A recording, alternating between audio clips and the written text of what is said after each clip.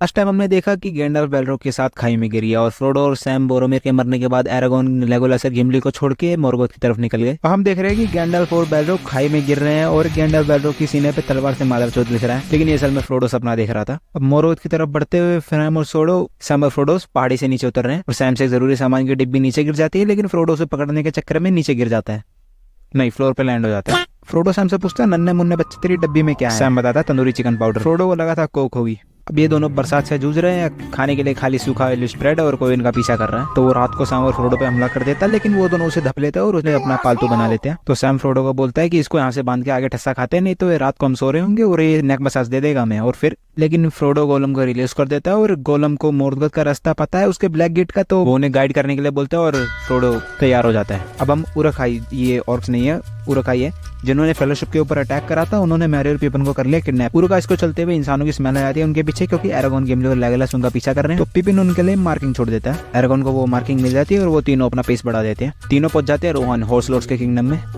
सारुमन फिर से अपने गोले पे हाथ रख के ग्रेट आई से बात कर रहा है। वाइजनगार्ड के पास के जो जंगल है उन्हें हथियार बनाने के फ्यूल के लिए जला देता है। अब ऑक्स रोहन में खुले घूम रहे हैं लोगों को मारते हुए और कोई उनको रोक भी नहीं रहा है। उनके साथ के लफड़े में वहाँ के किंग थियोडन का बेटा बुरी तरह इंजर्ड हो जाता है। अब एओमार जो कि थियोडन का भतीजा है, वो थियोडन को सारी राम कहानी सुनाते बताता है कि सबके पीछे सारुमन का हाथ है, लेकिन थियोडन सारुमन के मैजिक के समय के बजट सेंटा बना हुआ है और उसका खासम खास ग्रीमा है उसकी यही तैसी करने में लगा हुआ है। ग्रीमा थियोडन के साइन लेकर एओमार को किंगडम से बैनिश कर देता है वॉर मंगरिंग के चार्जेस के साथ। अब मैरी और पिपिन ऑर्स के बीच में फंसे हुए और उन्हें खाना चाहते क्योंकि बहुत दिन से मीट नहीं मिला।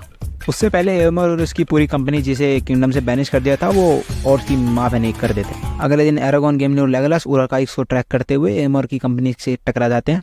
एओमार उन्हें अपने नाम बताने के लिए बोलता है, तो एरागोन उन्हें अपने नाम बताता है, मैं वो Aragorn son of Arathorn, Gimli son of Gloin, Legolas son of Legolas of Woodland. अब वो एओमार से हॉबिट्स के बारे में पूछता है, तो एओमार उन्हें कहता है उन्होंने एक रात पहले उरुकाई की एक टोली को गोली दी और किसी को भी जिंदा नहीं छोड़ा, जला दिया सबका लूट। वो तीनों वहाँ पहुंचते और उन्हें पिपिन की पेल्ट वहाँ पे मिल जाती है। मर गया मादर चोट ला ला ला ला ला ला ला ला ला।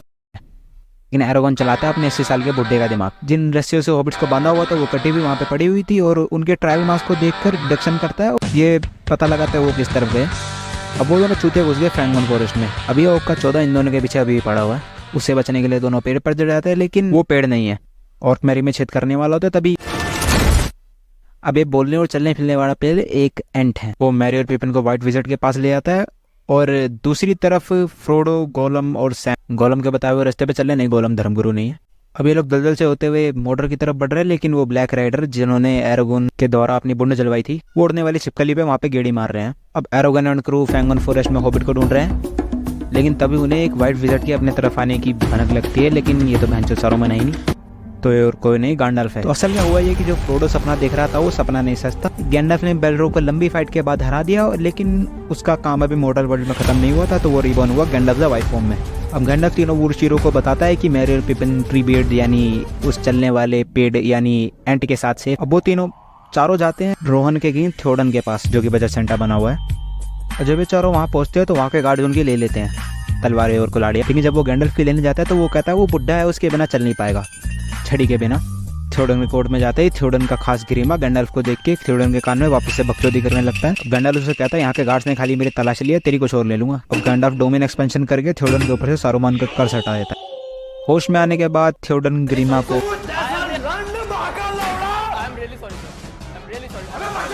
इसकी मां चोक दूंगा मैं अभी। नेवर इन योर लाइफ मां के लौड़े रंडी भोसड़ी के मारने वाला होता है, लेकिन एरागोन रोक लेता। थियोडन सबसे अपने बेटे के बारे में पूछता है, याद तेरी आएगी मुझको बड़ा सताएगी, याद तेरी आएगी मुझको बड़ा सताएगी।